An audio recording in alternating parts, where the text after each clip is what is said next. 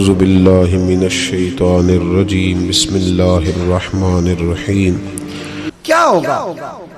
ماں بیچاری کی ساری زندگی پردے ڈالتے بیت گئی۔ ابا نے آ کے پوچھا کہاں گیا وہ کہتی ادھر ہی تھا، مجھے بتا کے ابھی آ جائے گا، وہ مجھے کہہ گیا تھا کہ میں نہیں ادھر ہی تھا، کچھ بھی نہیں، ایسی کوئی بات ہی نہیں۔ ساری زندگی پردے ڈالتے بیت گئی۔ ابا کئی دفعہ گھر میں لڑائی کی، بیٹے کو مارا، اماں نے آگے بڑھ کے پتر کے حصے کی مار بھی کھائی، لیکن اسی بیٹے کی شادی کر دی تو اماں کو پتا چلا کہ اوہو میں تو سمجھدار ہی نہیں تھی، میرا تو پتر مجھے کہہ رہا ہے اماں تو بھی تو کبھی سیانی ہو جایا کر، اگر وہ بولتی ہے تو ہی چپ کر جا، تو پھر اسے احساس ہوتا ہے کہ اوہو میں تو ساری زندگی بیوقوف رہی، میں تیرا دفاع کرتی رہی، تیرے حصے کے تھپڑ کھاتی رہی، اور مجھے آج تو نے بتایا کہ تو سیانی نہیں تھی، آج تو نے بتایا کہ تو عقل مندی نہیں تھی، اماں تجھے کیا پتا، میری بیوی کے سامنے تو ہی سیانی ہو جا۔ وہ ٹوٹ جاتی ہے، بکھر جاتی ہے، وہ کبھی پلٹ کے دیکھتی ہے تو اسے بڑے سارے زخم تازے ہو کے دکھائی دیتے، وہ یار میں ہی سیانی نہیں تھی۔ سنو نا، امام حسن رضی اللہ تعالیٰ عنہ فرماتے ہیں امام حسن نے کوئی لمبا وقت نہیں اپنی والدہ کے ساتھ گزارا، چھوٹے تھے تو سیدہ فاطمہ الزہرا رضی اللہ تعالیٰ عنہ وصال کر گئیں، پر شیر خدا کے پتر کی بات دیکھیں، امام حسن کہتے ہیں لوگوں میں جب تھوڑا سا باشعور ہوا اور مجھے چیزیں تھوڑی سی دکھائی دینے لگی تو میں نے کبھی اپنی اماں کے ساتھ ایک پلیٹ میں کھانا نہیں کھایا تھا۔ حضور ساری دنیا کھاتی ہے تو آپ نے کیوں نہیں کھایا؟ تو فرماتے ڈر لگتا تھا کہ کہیں ایسا نہ ہو کہ جس لقمے کی طرف میری ماں اپنا ہاتھ بڑھائے کہیں میں نہ اٹھا لوں، بے ادبی نہ ہو جائے، ڈر لگتا تھا۔ میں نے یہاں تک بھی نا، کیونکہ ماں تو ماں ہوتی ہے، میں نے یہاں تک بھی ماں کا احترام کیا، روٹی کھانے میں بھی تقدیر نہیں کی۔ یہاں ماں وہ کہتی ہے پیر صاحب انہوں دسیا جنا کہ میں تانوں آکھیا سی، انہیں گلاں چانوں آکھیا جے میرے نال بولے تے صحیح کرے، انہوں دسیو نا میرے نال بگڑ جائے گا، انہوں آکھیا جے نا میں تانوں شکایت لائے، پر نا انہوں گلاں سمجھایا جے کہ میرے نال اچھی نہ بولیا کرے، انہوں تکلیف، انہوں آکھیو نا۔ او یار کیا کائنات میں حضور سے بڑا بھی کوئی ہے؟ لیکن حضرت حلیمہ سعدی آئی ہیں تو کیا میرے نبی اٹھ کے کھڑے نہیں ہو گئے؟ حضور نے اکرام دیا تو اکرام دینے سے قد بڑا ہوتا ہے، چھوٹا تو نہیں ہوتا۔ خدا را اپنے بڑوں کا اکرام کرنا سیکھیں۔ انہوں نے کسی نے آپ کو جگہ دی ہوگی، کسی نے آپ کو نوکری دی ہوگی، لیکن ماں باپ نے تو زندگی دے دی، اولاد جوانیاں دے دی، سارا کچھ دے دیا، اور بچے ہیں کہ سمجھتے ہیں احترام کے جذبے اپنی طبیعت میں لائیں، بے ادب نہ بنیں، سوء ادب نہ کبھی کریں، آپ نہ کبھی کوئی ایسا کام نہ کریں جس سے نہ تکلیف بڑھے، جس سے آزمائش بڑھے۔ آپ احترام والے رہیں گے تو خود بھی سجے سنورے نکھرے رہے۔ اپنے بزرگوں کو پہل کریں بزرگوں کی طرف، یعنی آپ گھر کے اندر چھپا کے سیب اپنے کمرے میں نہ لے کے جائیں، چھپا کے چیزیں نہ رکھیں، بلکہ پہل کریں بوڑھے ابا سے، پہل کریں اپنی والدہ سے، وہاں سے آغاز کریں، آپ دیکھیں برکتیں کتنی ہوتی ہیں۔ میں کچھ باتیں مجھے لطف دیتی ہیں، میرے کچھ سنگی ہیں، 3 بھائی ہیں کٹھے، مجھ سے بیعت ہیں، میرے ساتھ بڑا پیار کا رشتہ ہے، تو کبھی کبھی نہ خدمت کرنے کا دل کرتا ہے، ان میں سے کسی کا کہ چلیں حضرت صاحب آئے ہیں تو ہم کچھ نذرانہ پیش کریں، تو اپنے بڑے بھائی کو وہ تھماتے ہیں کہ جناب آپ یہ کام کریں۔ اللہ تعالیٰ کا شکر ہے میری جیب کم ہی خالی رہتی ہے، اس کا فضل رہتا ہے، لیکن وہ پیسے لینے سے زیادہ یا تحفہ لینے سے زیادہ یا پھول پکڑنے سے زیادہ اس بات کی مجھے خوشی ہوتی ہے کہ کتنے نرالے ہیں، بڑے کو آگے لگاتے ہیں تو برکت تو حاصل کرتے ہیں، اس لیے کہ برکتیں ہمیشہ بڑوں سے ہوتی ہیں، بڑوں سے ہمیشہ برکتیں۔ یہ پھول کا تحفہ بڑے بھائی کو دے کے جب آگے کیا جاتا ہے تو میرے دل کو اچھا لگتا ہے، مجھے قرار آتا ہے کہ یار یہ لہجہ ٹھیک ہے، یہ انداز یہ ٹھیک ہے، اپنے بڑوں کو آگے رکھیں، بڑوں کو کلام کرنے کا موقع پہلے دیں، گھر میں کوئی چیز لائیں تو تقدیم کریں۔ ہمارے ہاں نا اب جو استادی شاگردی آئی ہے نا، یہ بڑی خطرناک ہے۔ ہمارے ایک قاری صاحب تھے، ایک مدرسے میں پڑھاتے تھے، بڑا مارا کرتے تھے، اور میں انہیں مذاق بھی کرتا تھا، کبھی کبھی عذرائے محبت مزاح کرتا تھا۔ میں ان سے کہتا تھا قاری صاحب آپ شاید مار کھا کے پڑھیں اس لیے بچوں سے بدلہ لیتے ہیں۔ تو کچھ دن پہلے، کچھ عرصہ پہلے ملاقات ہوئی تو میں ان کے ادارے کے قریب سے گزر رہا تھا، تو میں نے ان کا نا وہ ڈیسک وغیرہ چیک کیا، تو ان کے پاس نا سوٹی علیحدہ ہوتی تھی، پائپ 2 قسم کے علیحدہ ہوتے تھے، پانی والا علیحدہ اور گیس والا علیحدہ، بڑا مارتے تھے بچوں کو۔ مجھے بھی اختلاف تھا اس بات سے، میں ان کو گزارش بھی کرتا تھا، تو میں گیا تو وہ جس طرح خیر استاد کمال کے تھے، انہوں نے بڑے کامیاب حافظ تیار کیے، اور ویسے بھی بندہ بڑا باوصول، بڑے اچھے، بڑے نفیس۔ میں نے ان سے کہا کہ وہ خیر ہے، چھوٹیاں کدھر گئیں آپ کی؟ کہنے لگے حضرت صاحب نہ شاگرد رہے، نہ استاد رہے، نہ وہ ماں باپ رہے۔ کہنے لگے پتہ نہیں 2-4 سالوں میں کیا ہوا ہے۔ تو میں نے کہا آپ کو تو کوئی منع کاری نہیں، میں نے کئی دفعہ سمجھایا تھا، آپ باز نہیں آتے۔ کہتے تھے اب آ گیا ہوں، اس لیے کہ ایک کو چھڑی مار رہے ہوتے ہیں تو دوسرا ساتھ ویڈیو بنا رہا ہوتا ہے۔ پہلے طالب علم اس طرح کی توہین کا رویہ استادوں کے ساتھ نہیں کرتے تھے، وہ کہتے تھے جیسے بھی ہے فیض استاد سے لینا ہے۔ اب آپ ذرا گھور کے دیکھیں تو کہتے ہیں لاؤ کتابیں، جا رہا ہوں بڑے مدرسے، بڑے کالج، بڑے سکول۔ میں نے اپنی زندگی میں دیکھا کہ ہمارے بڑے کہتے تھے، کبھی گارا کے بتاتے نا استاد جی نے مارا ہے، تو کہتے تھے کسی غلطی سے مارا ہوگا، اور اس طرح کے سخت لفظ بولتے تھے کہ ہمیں لگتا تھا کہ ہمارے بزرگ ہمارے ساتھ زیادتی کر رہے ہیں۔ وہ کہتے تھے کہ منو ہڈیاں چاہیے نے پڑھیا ہو رہے، یہ لفظ کہتے تھے میرے ابا جی میری اماں، ہڈیاں دیا جی سانو پر دیا جی پڑھیا۔ اب کیا ماحول ہے، ڈر آتا ہے، بچے گھورتے ہیں۔ ان کی اماں آگے کہتی ہے تو 8,000 کا مولوی ہے، میرا 1.25 کروڑ کا بچہ ہے، تیری طاقت کیسی ہوئی چودھری کے بچے کو ہاتھ لگانے کی؟ اتنی تیری جرت کہ انہوں نے میرے بیٹے کو ہاتھ لگایا ہے؟ کروں گی نا کل بندے کٹھے تیری کراؤں گی چھوٹی مسجد سے، تو اتنی تیری طاقت کہ تو میرے بچے کو مارے۔ ہم نے نا پرموٹ کی چیزیں، پرموٹ۔ حضرت خواجہ حسن بصری رحمت اللہ علیہ فرمایا کرتے تھے ادب نہ ہو تو علم آ ہی نہیں سکتا، اس لیے کہ کتابیں رہنمائی کرتی ہیں، کتابوں کی ترجمانی تو استاد نے کرنی ہے۔ تو اگر آپ وہ احترام ہی نہیں ہے، وہ طبیعت ہی نہیں ہے، وہ ذوق ہی نہیں ہے، سیکھنے کا وہ خاص جذبہ ہی نہیں ہے۔ ہمارے اصحاب رحمت اللہ علیہ فرمایا کرتے تھے بہت سارے لوگ بڑے بڑے درویشوں کے پاس جا کے خالی آتے ہیں۔ حضور کیوں؟ فرماتے تھے اس لیے کہ کشکول سیدھا نہیں کرتے، پیالہ سیدھا نہ ہو تو خیرات آیا نہیں کرتے، ادب نہیں کرتے، احترام نہیں کرتے، پیالہ سیدھا نہیں کرتے۔ پیالہ سیدھا نہ ہو تو وہ تو جو دینا ہو وہ بھی نیچے گر جاتا ہے۔ احترام، ایک شخص نے نا حضرت سیدنا امیر معاویہ رضی اللہ تعالیٰ عنہ سے کہا کہ میں نے زیارت کرنی ہے حضرت امام حسین رضی اللہ تعالیٰ عنہ، مدینہ شریف جا رہا ہوں، میں نے ان کو پہلے دیکھا نہیں ہوا، تو مجھے بتائیے امام علی مقام رضی اللہ تعالیٰ عنہ کو میں کیسے پہچانوں گا؟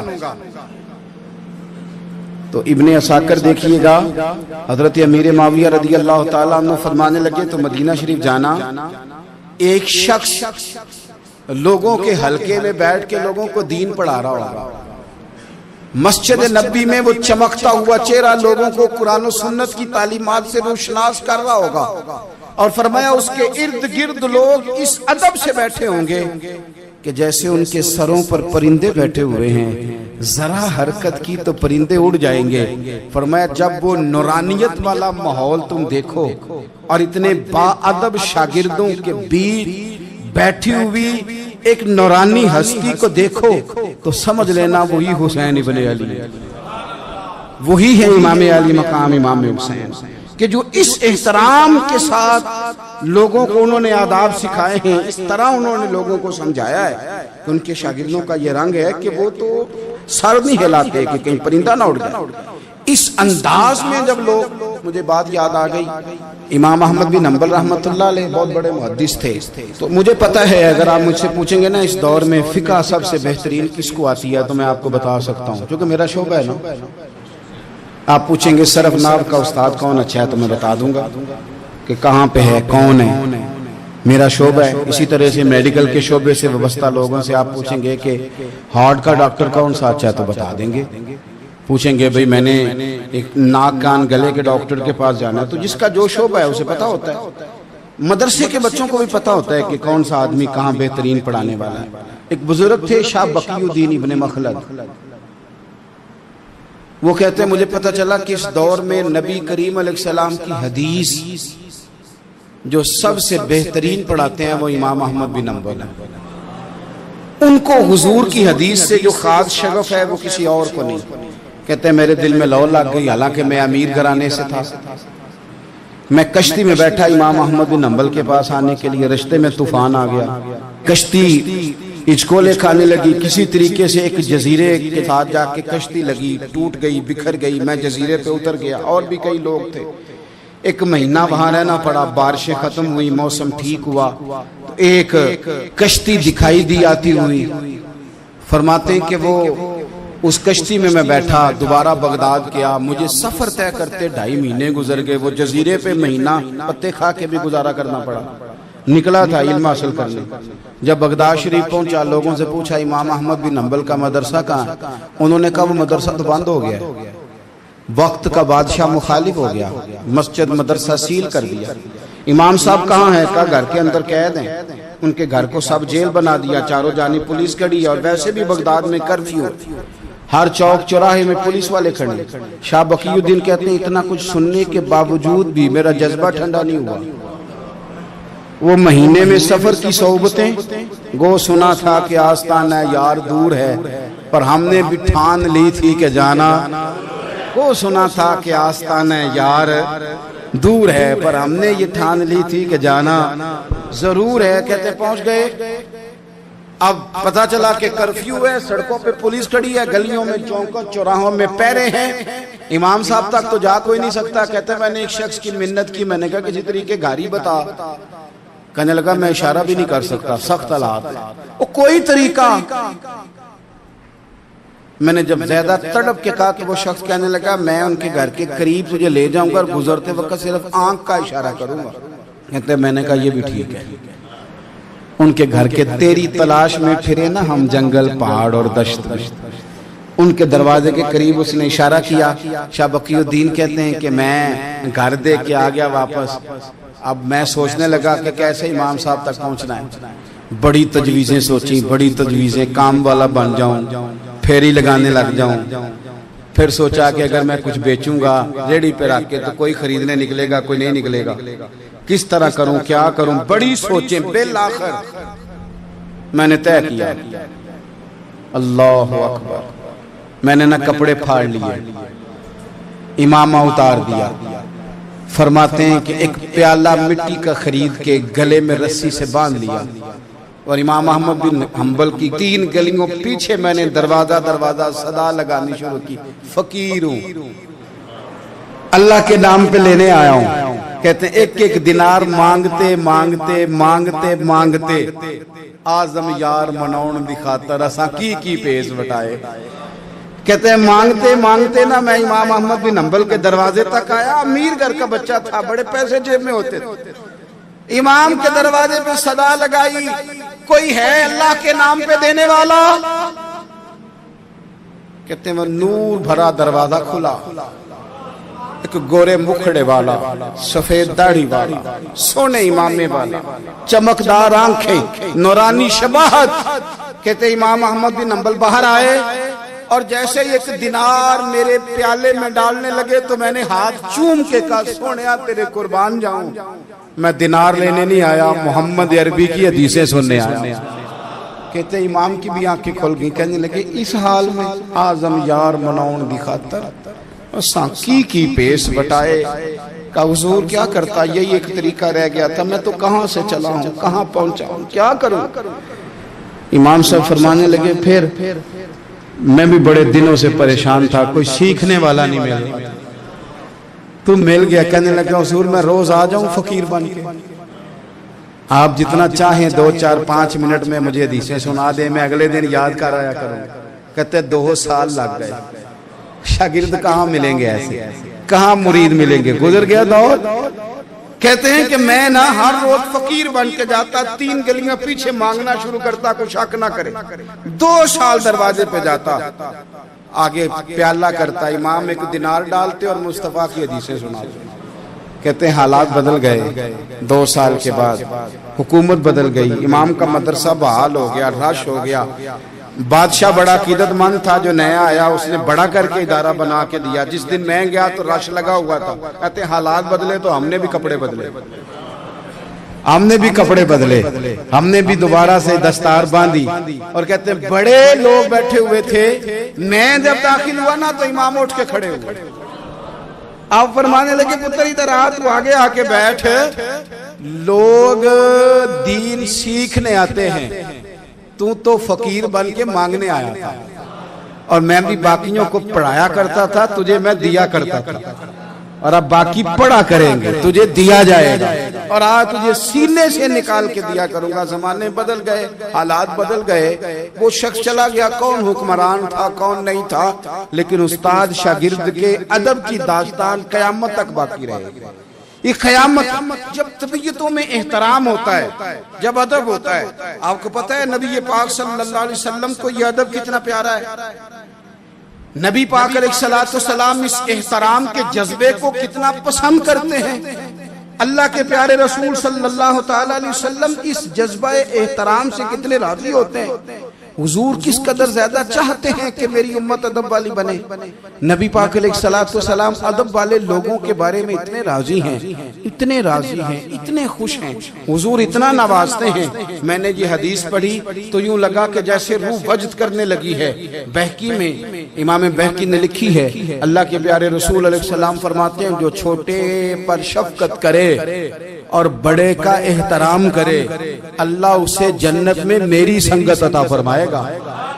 یہ میرے قرب کا ذریعہ ہے، یہ چیز میرا قرب ملے گا۔ شرط یہ ہے کہ ادب والے بن کے، احترام والے بن کے، کبھی بھی سوء ادب نہ کریں، کبھی کسی مقام پر بے ادبی نہ کریں، آپ اپنا ذائقہ کبھی تبدیل نہ کریں۔ امام احمد بن حنبل کی جگہ وضو کر رہے تھے، ایک شخص کہتا ہے میں نے ساری زندگی گناہوں میں گزار دی، تو امام صاحب نا وضو کر رہے تھے جھیل پر بیٹھ کے، تو جھیل اس طرح ہوتی ہے، پہاڑ ہیں، اوپر کو پانی نیچے آ رہا ہے، تو کہتے ہیں امام صاحب نیچے بیٹھ کے وضو کر رہے تھے، تو میں اوپر بیٹھ کے نا وضو کر رہا تھا یا پانی پی رہا تھا، تو میں نے دیکھا کہ اتنے بڑے امام نیچے ہیں۔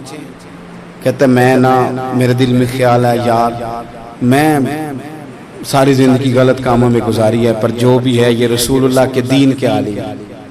کہتے ہیں وہ حضور کے دین کی عزت کرنے کے لیے میں اوپر سے اٹھا آ کے نا، تو میں تھوڑا پیچھے جا کے نیچے بیٹھ گیا، جو میری حاجت تھی، پانی پینا تھا یا منہ دھونا تھا، میں وہ کرنے لگا۔ کہتے ہیں امام صاحب نے پھر یوں نظر میری طرف دیکھی، پتہ نہیں انہوں نے کیا دعا دی کہ رب نے مجھے توبہ کی توفیق عطا فرما۔ میں اللہ کے فضل سے اللہ نے میرا دل موڑ دیا، اور میں رب کریم کی بارگاہ کی جانب میری توجہ ہو گئی۔ خدا نے مجھے اس ادب کی برکت سے اپنی بارگاہ کی طرف اللہ تبارک و تعالی نے مجھے موڑ لیا۔ بے ادبی تو بندے کو کفر تک لے جاتی، بے ادبی تو کفر تک لے جاتی ہے۔ اگر بندہ بے ادب ہوتا ہوتا اللہ رسول کی بے ادبی تک پہنچ جائے تو دور نکل گیا، لیکن یہاں باقاعدہ بے ادبی کو پروموٹ کیا جا رہا ہے۔ کبھی بھی بے ادب نہ بنے، ادب والے رہیں، ادب والے بن کے جئیں، ادب والے بن کے دنیا سے جائیں۔ وہ درویش نے کہا تھا کہ بے ادباں مقصود نہ حاصل، نہ درگاہ ٹوئی، بانج ادب دے محمد بخشا، توڑ نہیں چڑھیا کوئی۔ آخر دعوت ٹوٹے دلوں کے سہارے محمد ہمارے، بیچاروں کے چارے محمد ہمارے، ٹوٹے دلوں کے سہارے محمد ہمارے۔ میں قربان تیرے اے شاہ مدینہ، میں قربان تیرے اے شاہ مدینہ، میں قربان تیرے اے شاہ مدینہ، میری بگڑی تو ہی سوارے سوارے سوارے محمد محمد ہمارے، بیچاروں کے چارے محمد ہمارے، ٹوٹے دلوں کے سارے سہارے محمد ہمارے. مجھے دنیا والا کروں جی بھر کے نظارے محمد محمد ہمارے. ٹوٹے دلوں کے سہارے بیچاروں کے چارے محمد ہمارے. مزہ زندگی کا آیا ان دنوں میں، مزہ زندگی کا آیا ان دنوں میں، مزہ زندگی کا آیا ان دنوں میں. تیرے پاس جو دن گزارے محمد محمد ہمارے بیچاروں کے چارے. ٹوٹے دلوں کے سہارے محمد ہمارے. ارے کیا غم ہے رے مجھ کو بے شک ہوں میں مجرم، کیا غم ہے رے مجھ کو بے شک ہوں میں مجرم. میرے شفیق ہیں پیارے بیچاروں کے چارے. ٹوٹے دلوں کے سہارے محمد ہمارے محمد ہمارے. ٹوٹے دلوں کے سہارے بیچاروں کے چارے محمد ہمارے. یتیموں کے سہارے محمد ہمارے. قبر میں حشر میں اور پل سے گزرتے، قبر میں حشر میں اور پل سے گزرتے. ارے قبر میں حشر میں اور پل سے گزرتے. لگاؤں گا تیرے ہی نعرے پہ نعرے، لگاؤں گا تیرے ہی نعرے پہ نعرے نعرے. یا رسول اللہ یا حبیب اللہ. بلغ العلا بے کمال ہی، کشف الدجا بے جمال ہی. حسنت جے عظیم ہے نہیں کوئی تیری مثال ہی. صلو علیہ وآلہ، صلو علیہ وآلہ. قبر میں حشر میں اور پل سے گزرتے، قبر میں حشر میں اور پل سے گزرتے. لگاؤں گا تیرے ہی نعرے پہ نعرے نعرے پہ نعرے. پیارے محمد محمد ہمارے. ٹوٹے دلوں کے سہارے بیچاروں کے چارے محمد ہمارے. آقا شبیر کی آرزو بس یہی ہے، مولا شبیر کی آرزو بس یہی ہے. آقا شبیر کی آرزو بس یہی ہے. کبھی آؤ گھر میں ہمارے محمد محمد ہمارے. ٹوٹے دلوں کے سہارے بیچاروں کے چارے محمد ہمارے. یتیموں کے سہارے محمد ہمارے. ٹوٹے دلوں کے سہارے محمد ہمارے. بیچاروں کے چارے محمد ہمارے.